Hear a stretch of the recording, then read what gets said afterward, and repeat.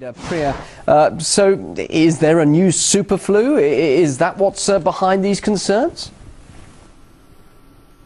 Hey there, Bill. Well, many people are concerned that there's nothing they can do to treat this type of swine flu. So what's going on? Well, joining me to help discuss that is RT contributor and investigative journalist Wayne Madsen. Wayne, thanks so much for joining me. So first of all, I want to ask you, what options are there for people that get this type of swine flu?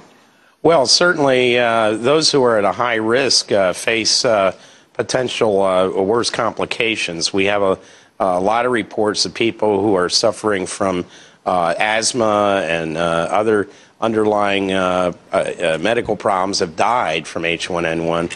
But there's also this question that is the vaccine safe? And a poll was recently conducted here in the United States, and it showed that 55% of the American people who were polled would refuse to take the H1N1 vaccine.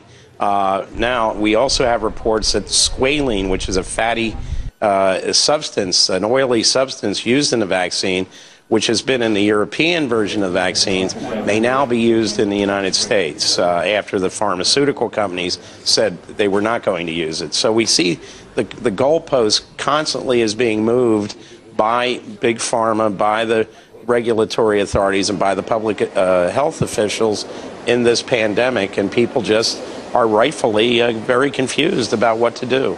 And so are there any other options aside from Tamiflu? You know, it seems like there's this new swine flu that's coming up that's resistant to Tamiflu. So what else is out there, and are they testing other types of vaccines? Well, they probably are testing new vaccines, but as this flu mutates, and of course the new mutation, which has been reported in 3 patients in Norway, there's other reports around the world, Ukraine, and here in the United States as well, of people with the mutated version of the virus. Unlike the regular H1N1, the regular swine flu, which attacks the upper respiratory system and the throat, this one goes right for the lungs. And it remains alive in an airborne state a lot longer than the regular H1N1. So it is basically a more dangerous version, this mutated version. But what do people do with the confusion?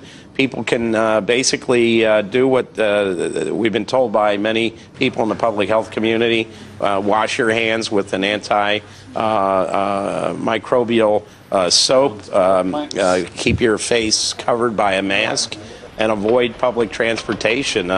Airplanes are probably the worst place to be if somebody has the H1N1, because the air circulation system is basically recirculating the germs, and that's how many people in close quarters are getting this pandemic. So is this the new strain of the swine flu? The CDC has said that the swine flu, the pandemic, has reached its peak.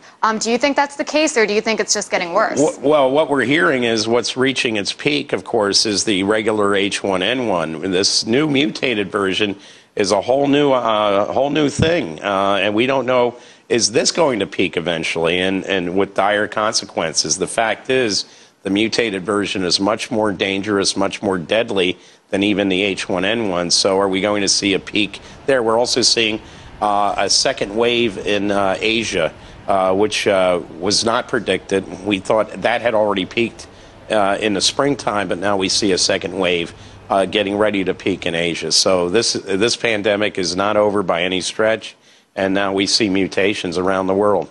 And I believe 3 of the 4 cases from North Carolina resulted in death, but it was also mentioned that those people were in the cancer unit. How much of that played a role in the fact that it was so, deadly? Well, we're often told by the hospital officials and public health officials that many of the people who have died had underlying medical conditions, but we're also told that many people who were healthy have died from it. Again, this adds to the confusion, and so far the Centers for Disease Control, the National Institutes of Health here in the United States, and the World Health Organization in Geneva have not really done a very good job of explaining this pandemic to the public. They seem more interested in pushing the vaccines to benefit Big Pharma than in informing the public, which is their primary duty.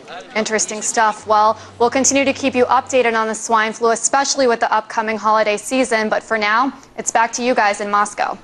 Priya, live in Washington. Thanks very much indeed. Priya talking to investigative journalist Wayne Madsen.